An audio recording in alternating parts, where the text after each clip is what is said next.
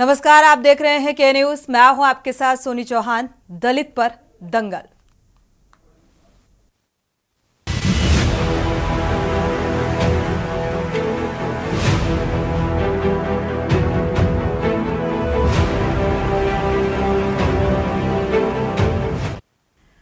भारत की राजनीति में पुरानी कहावत है कि जिसने यूपी जीत लिया, दिल्ली की गद्दी पर वही राज करता है और दिल्ली की सत्ता का रास्ता यूपी से होकर ही गुजरता है। और चुनाव में जब तक जाति की राजनीति नहीं होती, तब तक सियासी वैतरणी पार नहीं लगती। और यही वजह है कि लोकसभा चुनाव की घोषणा से पहले यूपी में 80 सीटों के लिए जाति की सियासी लड़ाई फिर तेजी से हो चली है। और मुख्यमंत्री योगी आदित्यनाथ ने समाजवादी पार्टी पर गंभीर आरोप लगाते हुए गेस्ट हाउस कांड का जिक्र कर दलित विरोधी करार दिया है।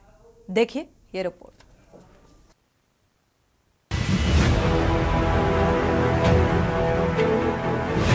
चुनाव चाहे विधानसभा का हो या फिर लोकसभा का, देश की सियासत में दलित के बगैर कोई सियासी दल एक कदम आगे नहीं चल सकता।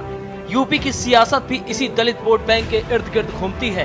कहते हैं जिसने पूरब से पश्चिम तक दलित वोट बैंक को साथ लिया, चुनावी दंगल में वही विजेता होता है। यही वजह है कि लोकसभा चुनाव 2024 के चुनावी दंगल में यूपी की 80 लोकसभा सीटों के लिए सियासी दलों में वोट की कुश्ती शुरू हो चुकी है और दलित वोट बैंक पर दंगल छिड़ चुका है। कभी दलितों की मसीहा रही मायावती की बीएसपी ने अभी अपने पत्ते नहीं खोले हैं, लेकिन 2019 में हाथी बैठकर सत्ता के सिंहासन पर बैठने का ख्वाब पालने वाले अखिलेश यादव इस बार सियासी दलों की काट के लिए पीडीए का ब्रह्मास्त्र तैयार कर चुके हैं। पीडीए, पी मतलब पिछड़ा, डी मतलब दलित और ए मतलब अल्पसंख्यक। 24 के चुनाव में सपा के ब्रह्मास्त्र को परास्त करने के लिए बीजेपी ने भी उसी के ब्रह्मास्त्र को सामने लाकर व्यूह रचना शुरू कर दी है। तो ये समाजवादी पार्टी जीत के लिए आगे बढ़ रही है और हमें उम्मीद है कि पीडीए ही एनडीए को हराएगा। पीडीए उन लोगों की बात है जो 90% लोग हैं भ्रष्टाचार, महंगाई और बेरोजगारी से त्रस्त हैं। भारतीय जनता पार्टी ने डबल इंजन की सरकार ने और 10 साल के बजट के बाद भी महंगाई कम नहीं हुई। चुनावी माहौल के बीच सीएम योगी आदित्यनाथ ने आज अंबेडकर नगर का दौरा किया और समाजवादी पार्टी को खुले मन से दलित विरोधी बता डाला। यूपी के मुख्यमंत्री योगी आदित्यनाथ ने समाजवादी पार्टी पर गंभीर आरोप लगाए और गेस्ट हाउस कांड का जिक्र करते हुए कहा कि सपा दलित विरोधी है। समाजवादी पार्टी के लोग तो आपके जनपद का नाम भी मिटा देना चाहते थे। यानी उन्होंने जितने भी बाबा साहब भीमराव अम्बेडकर के नाम पर कन्नौज में मेडिकल कॉलेज का नाम हटा दिया, हमने फिर से जोड़ दिया। हमने कहा बाबा साहब भीमराव अम्बेडकर भारत के संविधान के शिल्पी थे, उनके नाम पर कोई समझौता नहीं हो सकता। समाजवादी पार्टी दलित विरोधी है, उन्होंने भले ही नाम मिटाया होगा, हम फिर से बाबा साहब के नाम पर वहां के मेडिकल कॉलेज का नामकरण करेंगे। अंबेडकर नगर के एक कार्यक्रम के दौरान सीएम ने कहा कि जब संवेदनशील सरकार होती है तो आपको बिना भेदभाव के लाभ देती है। उन्होंने पूछा क्या अयोध्या में राम मंदिर सपा बसपा बनवा पाती? सपा तो अंबेडकर नगर का नाम भी हटा देना चाहती थी। समाजवादी पार्टी दलित विरोधी है। ये वही सपा है जिसने गेस्ट हाउस कांड किया था। ये वही समाजवादी पार्टी है जिसने गेस्ट हाउस का कांड भी करवाया था और दलित महापुरुषों के नाम पर बने हुए स्मारकों को इसने वहां से हटाने के लिए उस समय आह्वान किया था। लेकिन भाइयों बहनों, आज डबल इंजन की सरकार बाबा साहब भीमराव अम्बेडकर के नाम पे पंच तीर्थ का निर्माण करती है। जातीय समीकरणों की धुरी पर घूमती उत्तर प्रदेश की राजनीति में दलित आबादी की भूमिका हमेशा अहम रही है। देश के सबसे बड़े राज्य में अनुसूचित जाति यानी एससी यानी दलित 21.1% है। आजादी के बाद कांग्रेस के साथ खड़ा रहा दलित तकरीबन 2.5 दशक तक बसपा के साथ रहा, लेकिन अब उसमें भाजपा गहरी सेंध लगा चुकी है। दूसरे दलों से खिसकते दलित वोट बैंक को सपा के साथ ही कांग्रेस भी हथियाने की कोशिश में है। सपा कांग्रेस गठबंधन को उम्मीद है कि दलित मुस्लिम गठजोड़ से उन्हें अब की चुनाव में फायदा होगा। दिल्ली की गद्दी की लड़ाई में जिस तरह से दलों की पैनी नजर दलित वोट बैंक पर है, वो इस लड़ाई को और दिलचस्प बना रही है। आंकड़ों पर गौर करें तो यूपी के 19 जिलों में दलित वोट बैंक बेहद अहम है। सोनभद्र में 41.92%, कौशाम्बी में 36.10%, सीतापुर में 31.87%, हरदोई में 31.36%, उन्नाव में 30.64%, रायबरेली में 29.83%, औरैया में 29.69%, झांसी में 28.07%, जालौन में 27.04%, बहराइच में 26.89%, चित्रकूट में 26.34%, महोबा में 25.78%, मिर्जापुर में 25.76%, आजमगढ़ में 25.73%, लखीमपुर खीरी में 25.58%, फतेहपुर में 25.04%, ललितपुर में 25.01%, कानपुर देहात में 25.08%, अंबेडकर नगर में 25.14% दलितों की आबादी है। बीजेपी ने एक दशक पहले देश के बड़े दलित नेताओं से हाथ मिलाकर लोकसभा चुनाव में सफलता हासिल कर केंद्र में मोदी सरकार बनाई। दलितों को रिझाने के लिए लगातार उनके हितों की योजनाएं चलाने वाली मोदी सरकार ने अहम पदों पर दलितों को तवज्जो भी दी। भाजपा के इसी मिशन 80 के विजय रथ को थामने के लिए समाजवादी पार्टी पिछड़ा, दलित और अल्पसंख्यक पर पूरा फोकस कर रही है। दलितों में पार्टी की पैठ बढ़ाने के लिए सपा प्रमुख अखिलेश यादव ने जहां करोड़ों दलितों के श्रद्धा के केंद्र महू जाकर बाबा साहब डॉक्टर भीमराव अंबेडकर को श्रद्धांजलि दी, तो रायबरेली में बसपा के संस्थापक काशी राव की प्रतिभा का अनावरण भी किया। तो वहीं अब बीजेपी ने चुनाव करीब आते ही दलितों पर नया दंगल छेड़ दिया है। विनीत शर्मा, स्पेशल डेस्क, के न्यूज इंडिया। तो दलित पर दंगल, यानी कि अब दलित को लेकर समाजवादी पार्टी का अगर जिक्र करें तो जिस तरीके से पीडीओ को लेकर लगातार इस मुद्दे को लेकर समाजवादी पार्टी आगे बढ़ रही है, अब उसी नक्शे कदम पर सीएम योगी आदित्यनाथ या ये कहा जाए कि भारतीय जनता पार्टी चलने को तैयार है, क्योंकि यूपी की जो 80 सीटें हैं वो हर एक राजनीतिक दल के लिए बेहद अहम है। जीत की होड़, क्योंकि बयानबाजी का दौर और इसको लेकर रार तेज हो गई है। और अगर कहा जाए दलित वोट बैंक का जिक्र किया जाए तो ये इसका दम हर एक राजनीतिक दल के लिए बेहद महत्वपूर्ण है। हमारे साथ खास मेहमान जुड़ चुके हैं, आपका परिचय करा देते हैं, इसके बाद चर्चा विस्तार से करेंगे। आजम खान जी हैं, सपा प्रवक्ता हैं, स्वागत है आपका इस चर्चा में शामिल होने के लिए। मनदीप सिंह हैं, बीजेपी प्रवक्ता, आपका भी बहुत बहुत स्वागत इस चर्चा में शामिल होने के लिए। कृष्णा पंडित जी हैं, वरिष्ठ पत्रकार, आपका भी बहुत बहुत स्वागत इस चर्चा में शामिल होने के लिए।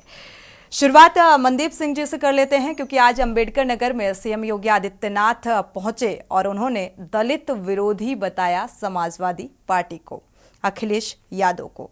एनडीए को हराएगा पीडीए, इस बात का जिक्र अखिलेश यादव पहले ही कर चुके हैं। तो क्या इस बात का डर अब भारतीय जनता पार्टी को सताने लगा है? क्या वजह? अनम्यूट करिएगा।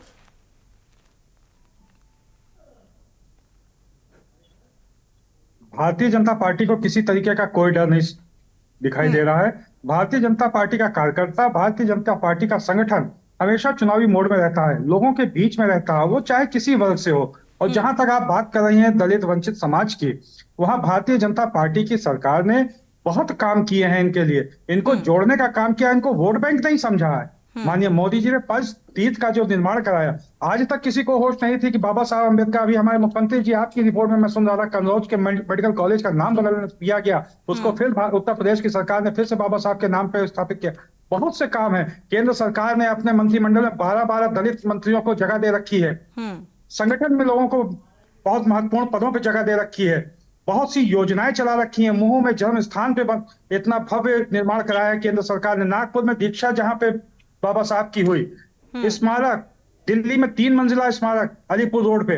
तो कहीं दलितों से जुड़ी हुई उनकी जो सोच है या उनका जो मान सम्मान है बढ़ाने का काम कहीं किया है तो मोदी सरकार ने ही भारत में किया है।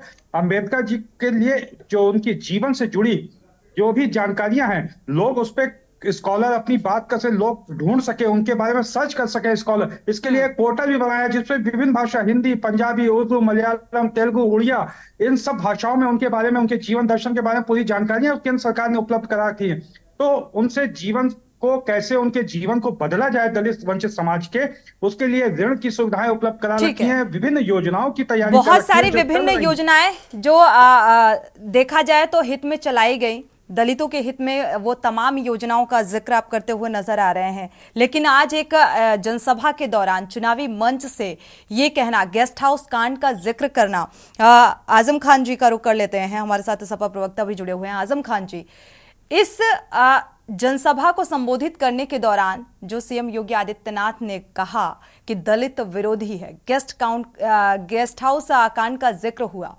इसके क्या कुछ मायने? हम लोगों को बहुत खुशी होती है कि अगर माननीय मुख्यमंत्री ये कहते हैं कि हाथरस की जो बेटी गुड़िया थी, जिसके शव को जलाने के लिए उसको परिवार को नहीं दिया गया, अगर उसे याद कर लेते। अभी एक किशोर रामपुर में मिलक में पुलिस फायरिंग में वो बाबा भीमराव अम्बेडकर साहब की मूर्ति लगा रहा था, उसकी हत्या कर दी जाती है। बहराइच की जो घटना थी, एक निर्वस्त्र करके महिला दबंगों ने वो किया था। ये तमाम ऐसी घटनाएं हैं जिसपे योगी राज चुप है और बड़ी बड़ी बातें करता है। आपने देखा होगा वहां क्या नाम सोनभद्र में 11 आदिवासियों की सामूहिक हत्या कर दी जाती है, सामूहिक हत्या 11 आदिवासियों की, उस पे चुप है। और एनसीआरबी और केंद्र सरकार दोनों डाटा ये कहते हैं कि पूरे भारत में और उत्तर प्रदेश में दलितों के खिलाफ जो है उत्पीड़न बढ़ा हुआ है। और जो इनके क्या नाम है अजय मिश्रा टेनी जी जो केंद्रीय मंत्री हैं, वो लोकसभा में भी जब डाटा प्रस्तुत करते हैं, मार्च 23 की बात मैं कर रहा हूँ, वो कहते हैं कि 1,89,945 मामले दर्ज किए गए हैं और उत्तर प्रदेश उसमें सबसे प्रमुख राज्य है। तो कहाँ से, मतलब कैसे उत्तर प्रदेश में आज दलित अपने को असुरक्षित महसूस कर रहा, और ये बड़ी बड़ी बातें करेंगे, ये करेंगे हमने मुख्यमंत्री बना दिया, हमने राष्ट्रपति बना दिया। अरे आम नागरिक जो दलित है उसकी सुरक्षा का क्या हुआ? दलित मुख्यमंत्री या राष्ट्रपति बन जाने से क्या उसकी सुरक्षा उसे मिली? सबसे बड़ा सवाल यह है कि जो असुरक्षा है दलित समाज में, उसको दूर करने के लिए क्या प्रयास कर रही है सरकार, वो सरकार नहीं बताएगी, क्योंकि सरकार घटनाएं रोक नहीं पा रही है और घबराई हुई है, क्योंकि जनता रोजमर्रा की जिंदगी उसे ज्यादा परेशान करती है, ना कि कोई ऊंचे पदों पे बैठा हुआ इंसान उसे प्रभावित करता है। जी कृष्णा पंडित जी भी जुड़े हुए हैं, वरिष्ठ पत्रकार। कृष्णा जी, इस बयान को आप किस नजरिए से देखते हैं? पीडीए को लेकर एक अवधारणा समाजवादी पार्टी की और उसी राह पर दलित विरोधी बताना भारतीय जनता पार्टी का। देखिए, बीजेपी ये साधने वाली बयान देकर के कहीं ये जाहिर कर रही है कि दलितों को वो अपने पाले में ले है। ये टोटल चुनावी समर का बयान है, इसको मैं चुनावी जुमला के रूप में देखता हूँ। निश्चित तौर पर आप ये देखिए कि इसके पहले जितनी भी सरकारें रही है, सबने दलित को छला। मैं उसमें बीजेपी को भी शामिल कर रहा हूँ। क्यों छला है? आज शैक्षिक व्यवस्था क्या है दलितों की? आप लुभावने वादों की तरफ क्यों ढल जाते हैं दलित? सबसे ज्यादा यूपी में 21% दलित जो आज शैक्षिक व्यवस्था से दूर है, लगभग दूर है। उसकी जब व्यवस्थाएं दुरुस्त होंगी तो निश्चित तौर पे वो भी सोचेगा, समझेगा और स्वस्थ राजनीति में अपना जनाधार लेकर आएगा। आज चाहे मायावती जी हो, मायावती जी जो मसीहा कही जाती हैं, उन्होंने भी सिर्फ लोगों को छला और उनके वोट की सियासत पर खुद की गद्दी बैठाई, लेकिन उनका जो साहसिक कार्य होना चाहिए था उन्होंने कभी नहीं किया। आज दलितों का क्या हाल है? कई सारे उदाहरण हैं। बहुत सारे दलित जो सिर्फ दारू पर वोट देते हैं। सोचिए, वो उनका जो सियासत है इस तरीके से कर, और आज आप खाना खा लीजिए बैठकर, या दलितों के लिए आप मसीहा बनने के लिए नए नए जुमले छोड़ दीजिए, स्मारक बना दीजिए बाबा भीमराव अम्बेडकर का। इससे दलितों का उद्धार नहीं होने वाला। दलितों का उद्धार कब होगा? जब उनकी शैक्षिक व्यवस्थाएं बढ़ेंगी, जब उनकी स्वास्थ्य संबंधित सेवाएं उनको दी जाएंगी, जब उनको एक समान वर्ग के साथ बैठने के लिए अनुचित व्यवस्था दी जाएगी। आज भी दलित समाज बहुत पिछड़ा है। पिछड़ने के सिर्फ एक कारण है शैक्षिक व्यवस्था। सरकार लगातार प्रयास करती रही, लेकिन उन तक वो नहीं पहुंच पा रहा है। आखिर क्यों? इस पर विचार किया जाना चाहिए। कई सारी सरकार आती है, नई नई बड़ी बड़ी प्रोजेक्ट दी जाती है, बड़े बड़े अपनी बात को पूरा कर लीजिए कृष्णा जी। जी, बड़े बड़े प्रोजेक्ट दिए जाते हैं, लेकिन प्रोजेक्ट का जो इस जमीनी हकीकत है, अगर उस पर हम मुआयना करते हैं तो निश्चित तौर पे 5 से 10% सिर्फ क्रियान्वित हो पाता वो प्रोजेक्ट। आखिर क्यों? कमियां कहाँ हैं? सरकारी व्यवस्था दुरुस्त नहीं होती है। उनको पढ़ाने की क्या स्थिति है देख लीजिए। कितने सारे जो आज चल रहे हैं विद्यालय, जो दलित के बच्चे वहां जाते हैं, तो क्या व्यवस्था दे रखा है आपने? क्या वो शैक्षिक व्यवस्था को लागू हो पा रहा है जमीन पे? तो इन चीजों का बहुत बिल्कुल। अच्छा। सबसे बड़ी पीडीए बात, पीडीए इतने का सारे राग अब जो समाजवादी पार्टियां पार्टी हैं, भी अलाप रही है, राष्ट्रीय लेकिन पार्टी क्या है, आप समाजवादी देखिएगा। पार्टी दलित की कितनी हितैषी है, इस बात को थोड़ा सा आप समझा सकते हैं?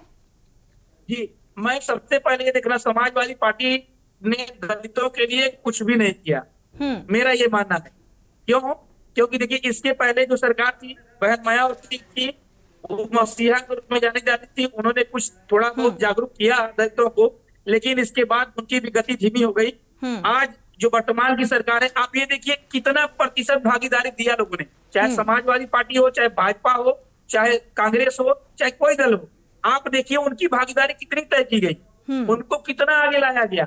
आज ये लोग इतना चिल्ला रहे हैं चैनल पे, आप देखिएगा जब उनको टिकट देने की बात आएगी तो हमें नहीं लगता कि उनको 2% भी, 2 से 3% भी ये लोग टिकट देंगे, और एक अच्छे भागीदारी आते में हैं उनकी व्यवस्था आजम तय जी। की जाए। बिल्कुल। पीडीए को लेकर एक तरीके से चुनावी राजनीति है ये, कि हम दलित के हितैषी बनने की बातचीत भी करते हैं, और इस तरीके से आरोप और बयानबाजी भी निकलकर सामने आती है। लेकिन अभी भी किस तरीके से ध्यान में रखकर चीजें या योजनाएं लॉन्च की जा रही हैं, इसको लेकर आगे चर्चा को आगे बढ़ाएंगे एक छोटे से ब्रेक के बाद।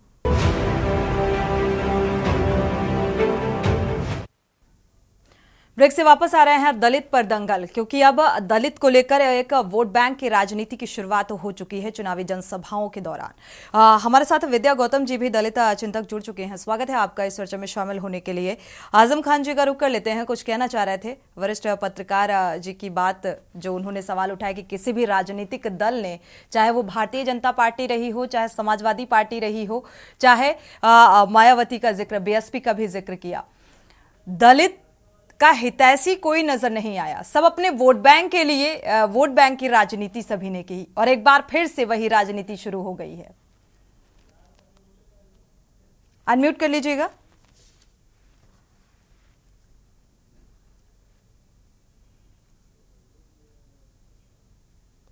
जी, मैं ये कह रहा था सोनी जी कि ये कह रहे हैं दलित को टिकट नहीं देते। अभी हमारे 9 बार के विधायक हैं अवधेश प्रसाद जी, जिनको हमने जनरल सीट पे अयोध्या से टिकट दिया हुआ है। शायद यही भाजपा को खल रहा है कि एक दलित समाज के व्यक्ति को इन्होंने जनरल पे, वो भी अयोध्या जैसी सीट पे, समाजवादी पार्टी ने टिकट देके चुनाव लड़ा रही है। ये बात वो पचा नहीं पा रहे हैं, इसीलिए वो ये तमाम अनाप शनाप आरोप समाजवादी पार्टी पे लगा रहे हैं। अब ये शायद कृष्णा जी को मालूम ना हो, तो मैं अपडेट करना चाहता हूँ। अवधेश प्रसाद जी हमारे प्रत्याशी हैं 2024 के अयोध्या की जनरल सीट पे। ठीक है, तो इससे देखा जाए प्रत्याशी यहां से घोषित किया गया, तो समाजवादी पार्टी जो है पीडीए की विचारधारा के साथ चल रही है आगे। इससे ये बिल्कुल चल रही साबित जनरल होता सीट पे प्रत्याशी दे ठीक रही है। और कौन सी, चाहे समाजवादी पार्टी हो, भारतीय जनता पार्टी हो। ठीक है, हमारे साथ विद्या गौतम जी भी जुड़ चुकी हैं। विद्या गौतम जी की प्रतिक्रिया ले लेते हैं, क्योंकि अब चाहे भारतीय जनता पार्टी हो, समाजवादी पार्टी पहले ही पीडीए का राग अलाप रही है। कितना दलित की चिंता है भारतीय जनता पार्टी को और समाजवादी पार्टी को, किसी भी राजनीतिक दल का जिक्र करें। अनम्यूट कर लीजिए विद्या जी।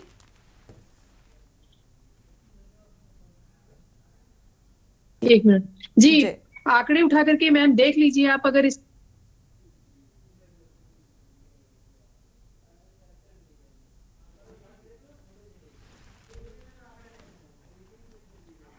चलिए, तो फिलहाल जिस तरीके से अभी विद्या जी से संपर्क होता है, तो जरूर ये प्रतिक्रिया लेंगे कि कितना कौन सी पार्टी कितनी हितैषी रही दलित की, क्योंकि दलित विरोधी जो मानसिकता है वो तो नजर आती है, लेकिन जिस तरीके से हितैषी होने का दावा किया जाता है राजनीतिक पार्टियों की तरफ से, एक बार विद्या जी का रुख करेंगे। जी विद्या जी।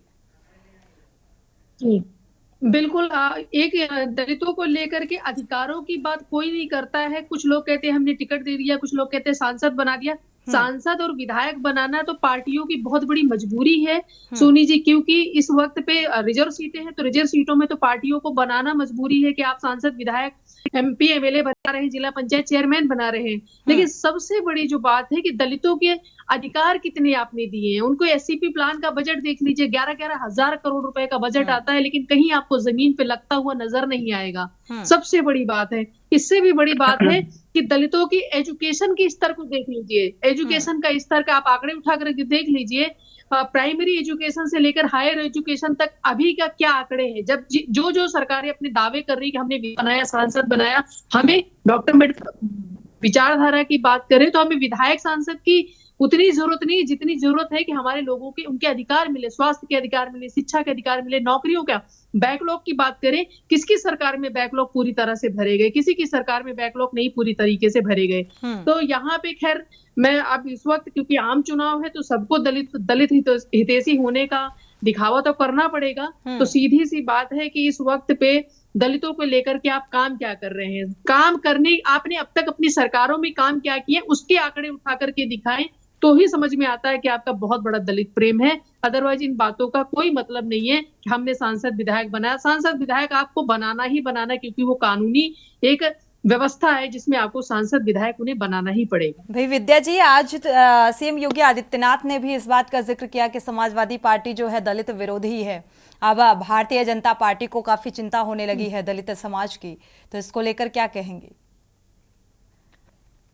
हाँ बिल्कुल, CM योगी जी का और पूरी भाजपा का नारा है कि सबका साथ सबका विकास, लेकिन कहने की साइडें हैं, सबका साथ सबका विकास कहीं नहीं दिख रहा है। और अगर दलितों का हितैषी बनने की बात है तो मैं स्वयं वर्तमान सरकार से पूछना चाहती हूँ कि पिछले कितने समाज कल्याण का बजट बताएं, समाज कल्याण में दलितों हितैषी के लिए कितना बजट लगेगा। बेरोजगारी के आंकड़े उठा के देख लीजिए, अगर बैंक में कोई लोन कराने, स्टार्टअप कह रहे, कौशल विकास कह रहे, लोन कराने के लिए जाए लोग तो उनके पास में कहते हैं कि आपको गारंटी चाहिए। एक बात बताइए, जब बेरोजगार व्यक्ति युवा होगा उसके पास अगर गारंटी हो, खेत खलियान हो, प्लॉट हो या कोई भी कुछ की गारंटी हो, तो वो अपना रोजगार खुद ही शुरू कर लेगा, सरकार से लोन क्यों लेगा। तो आप समाज कल्याण में तमाम ऐसी योजनाएं आती हैं जिनको SC की विकास के लागू करना चाहिए। समाज कल्याण मंत्री हैं, SC समाज के हैं, लेकिन बहुत बड़ा सवाल है, कहीं कुछ नहीं है, जमीन पे कोई हकीकत नहीं। हाँ, उनको लाभ मिलता है जो कार्यकर्ता पार्टी के हैं, उन लोगों को लाभ दे दिया जाता है और कहा जाता है ये लाभार्थी हमारे हैं,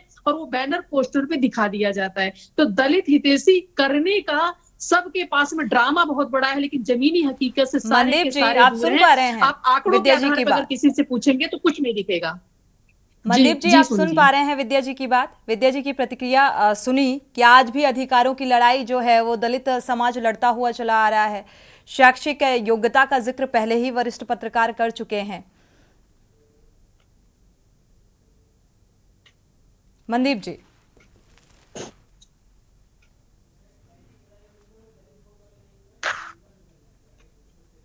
मनदीप जी, सबसे बहुत बड़ा सवाल है कि मुझे SCP प्लान के बजट के बारे में जरूर बताएं जो समाज कल्याण में करोड़ों का बजट आता है। जी बिल्कुल, जहां तक मेरी जानकारी है मैं आपके साथ जो साझा करूंगा, सब जो SC वर्ग के बच्चों के लिए आपका 5 गुना शिक्षा के क्षेत्र की अभी बात कर रहे थे मेरे दोस्त समाजवादी पार्टी के आजम भाई, आप भी बात कर रहे थे, पंडित जी भी, कृष्णा भाई भी बात कर रहे थे, 5 गुना बढ़ाकर 59,000 करोड़ का बजट बच्चों की शिक्षा के लिए, बच्चों को पोस्ट और मैट्रिक स्कॉलरशिप देने का काम केंद्र सरकार ने किया। छात्रवृत्ति का 68% योगदान केंद्र सरकार करती है, बाकी का जो अंशदान है वो प्रदेश सरकार को करना होता है। और जहां तक आप लाभान्वित होने की बात कर रही है, जो बजट की बात है, मेरे पास कुछ आंकड़े हैं, बहुत ज्यादा मेरे पास आंकड़े नहीं होंगे, लेकिन मैं फिर भी आपको बता रहा हूं, 2014 और 15 में अगर देखा जाए तो 51,403 करोड़ का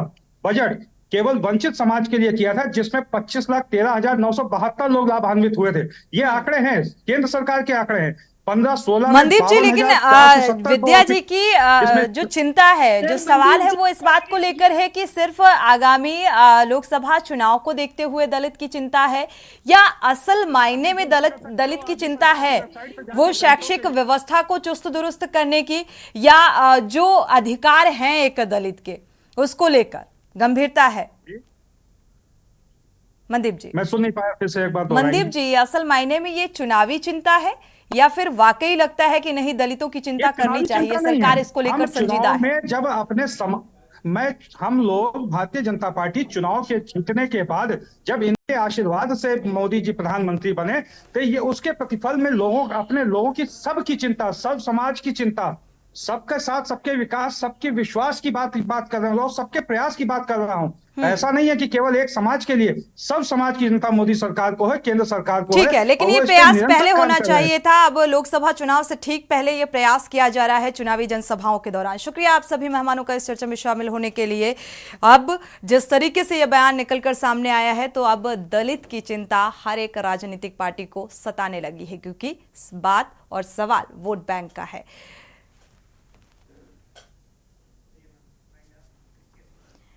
इसी के साथ इस बुलेटिन में इतना ही। आगे खबरों के लिए आप देखते रहिए के न्यूज़ इंडिया।